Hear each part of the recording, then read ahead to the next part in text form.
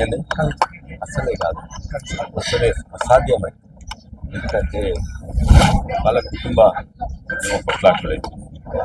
ఆమెమో అరణ్యవాసం పంపించేసాడు.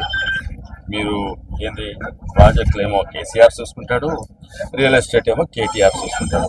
నువ్వు ఆమెను ఇప్పుడు కూడా నిలగొట్టింది, ఆమె నిలగొట్టింది 6-7 ఏళ్ళ కింద నిలగొట్టిండు. అందుకే పాపం అక్కడ ఢిల్లీ పోయి ఏదో బతుకుదేరు కొడుకో దేనికో లిక్కర్ స్కామ్లు అవి చేస్తున్నాడు. అది తప్పనిలే కానీ ఈమెను ఈ రోజు నిలగొట్టలేదు, నిలగొట్టింది 6 ఏళ్ళ కిందనే. నువ్వు ఇక్కడ ఉండకు, ఇక్కడ వెళ్ళిపో. ఇదంతా మాసప్ప తండ్రి కొడుకు బిడ్డలకి ఏముండదు కానీ అంటే ఏ రాజకీయ నాయకులు అటువంటి చేయరు. బీజేపీలో అస్సలే వెళ్తాం ఉండొద్దు కూడా ఉండదు.